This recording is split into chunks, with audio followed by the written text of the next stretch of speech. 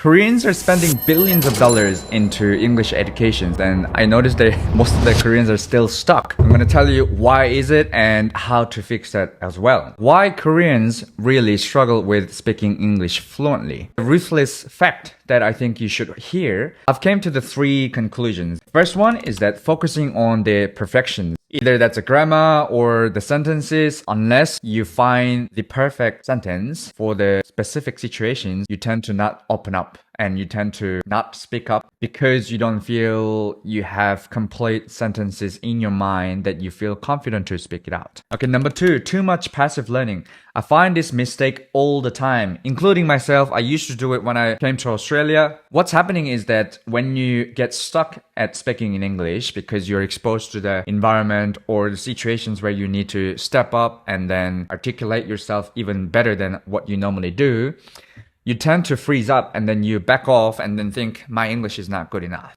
But if you really think about how we acquire a language, is that it's like learning to ride a bike. If you want to learn to ride a bike, how can you run a bike well while you're trying to learn them only through the theory? Obviously, good combination of each will let you ride a bike even faster, but then what you essentially got to do is just ride the bike. You don't need a theory, you just ride a bike to the certain level, and then you go back and learn the theory that makes you to go to the pro level. Same as in English and same as in Korean. We never really learned grammar, or we never really learned perfect sentences until primary school for our Korean grammar. And then, once we get there, we could already speak fluent Koreans in the day-to-day life. Then we started learning and building grammar structure. Then we were able to articulate and explain complex theory better than we used to. So we're not here yet.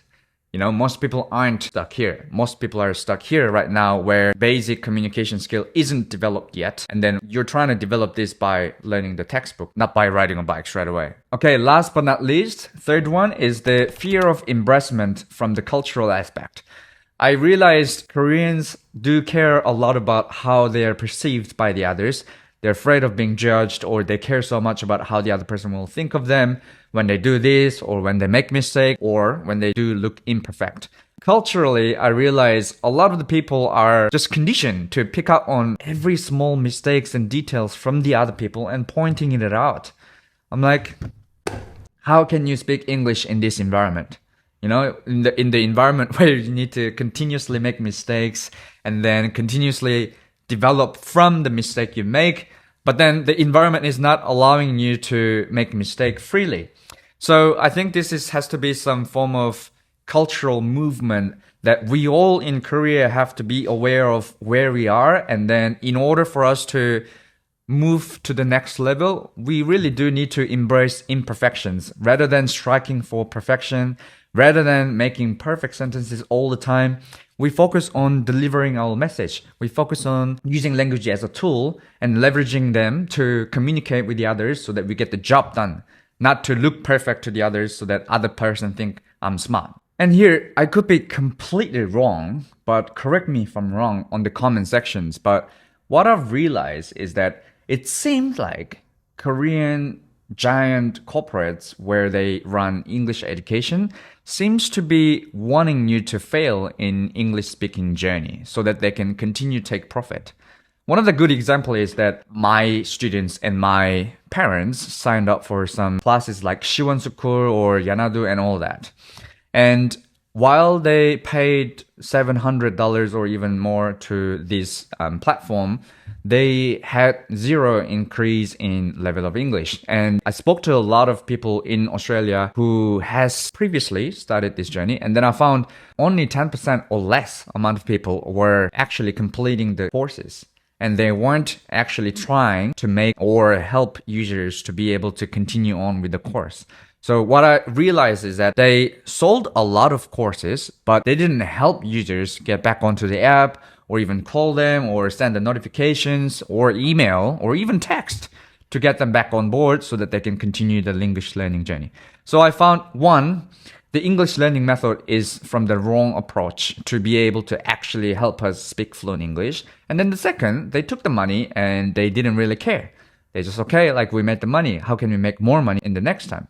If I made $500 million or more above in a year, I would have spent hundreds of millions of dollars to develop an algorithm that forces us to come back and then learn the program and learn through the journey while it's being really complicated and challenging. Take Duolingo as an example. Duolingo actually takes responsibility on bringing users back on the app and then helping everyone to continue on with the journey. Because language learning is not only about how to learn. We all know how to learn, but it was more like, how can we stick to our plan and then continue on without stopping? So that's why I focused a lot on helping students to be disciplined and be consistent with their language learning goals so that they can see in 1 year time frame, rather than going straight like a linear progression. You go up and down and up and down. But in the end, you learn to control yourself. You learn to discipline yourself on what really matters to be able to be consistent. And then in the end, you become the person who can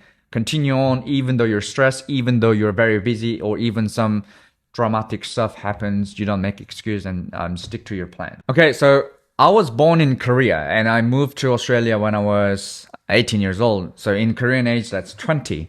But the methods that I used in Korea to learn English versus the method that I used in Australia is completely different. Back in Korea, obviously I studied grammar and news, just like the 수능 related textbooks that we go through. I did study them, but I really didn't find them helpful or meaningful because it wasn't aligned with my value, which was to be able to speak in English. But then I was reading complex sentences that doesn't really help me to be able to articulate. So something was off. But then when I came to Australia, what I did completely different was that exposing myself in the English speaking environment where I continuously get exposed from English from everyone around me. So I made English speaking girlfriend and I made English speaking friend. And then I got a job that I need to speak English as well. So wherever I go or whenever I am throughout the day, I was obliged to speak and communicate in English. So it allowed me to think in English, continuously get exposed and learn all the time. And I know that it's very hard to create this environment in Korea. So what I suggest you is that I would really focus on speaking up and then make more mistakes and just start a conversations with the foreigners or other people who speaks in English. In that way, that allocations of your time will be really effectively allowing you to learn and acquire language faster.